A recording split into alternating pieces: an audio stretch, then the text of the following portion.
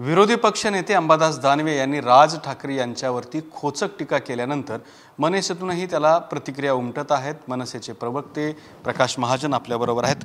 काका, अंबादास दानवे यांचं कालचं वक्तव्य असं होतं की दिल्लीचे पातशहाचे पाया पडायला राज ठाकरे गेले असतील आणि टाकतील त्यांना एखादा तुकडा, अशा स्वरूपाचं वक्तव्य आहे अंबादास दानवे यांचं.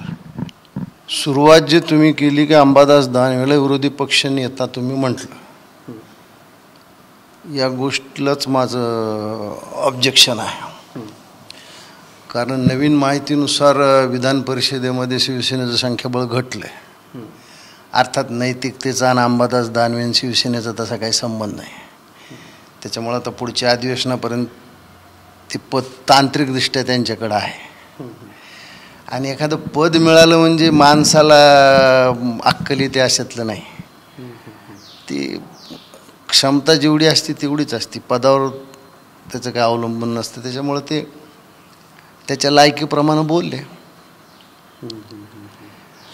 मला हे म्हणायचं आहे की यांचा नेता दिल्लीत इतका चक्रा मारतो, ते कुणाचं काय धरायला चक्रा मारतो एकदा ह्यांनी सांगावं.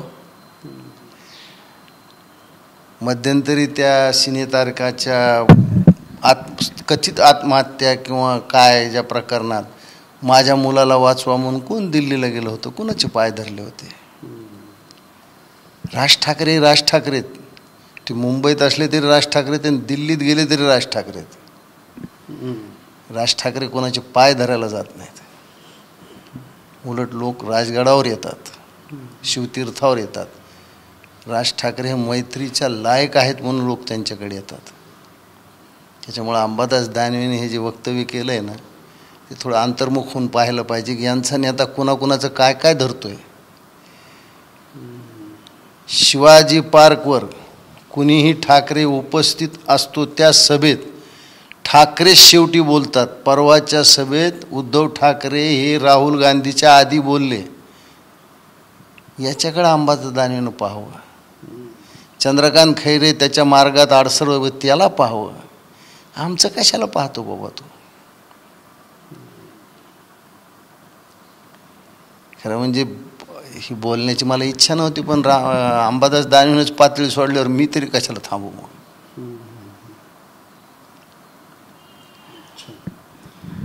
पण राज ठाकरेंचा दिल्लीच जाण्याचा हेतू काय हे पहा.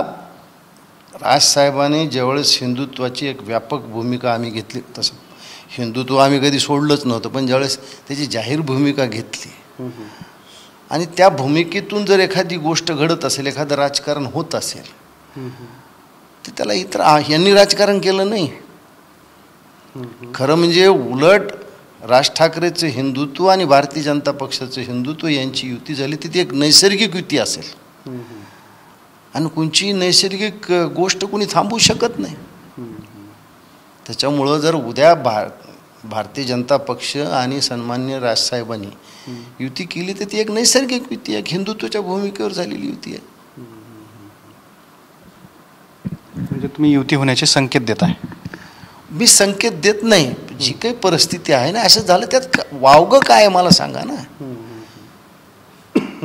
अहो, स्वर्गीय बाळासाहेबांना सांगितलं होतं की काँग्रेससोबत जाण्यापेक्षा मी माझी शिवसेना बंद करेल. तुम्ही गेलात ना काँग्रेससोबत, तुम्ही कोणत्या तोंडाने दुसऱ्याच्या युतीवर बोलणार आहेत?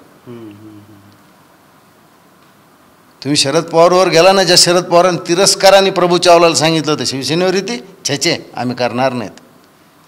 पाल झटकल्यासारखी त्यांनी विषय झटकला. त्याला शरद पवारवर तुम्ही गेलातच ना.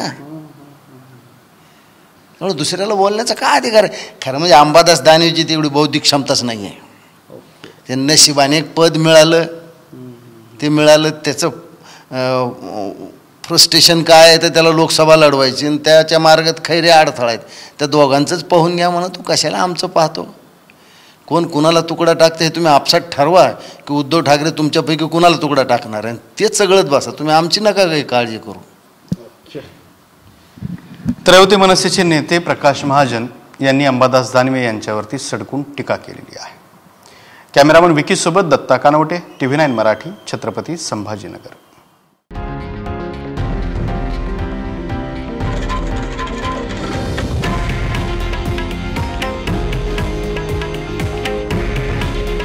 हे हे आहे देशातील नंबर 1 न्यूज नेटवर्क आणि आपण पाहत आहात TV9 मराठी. काळजी तुमची, हित महाराष्ट्राचं.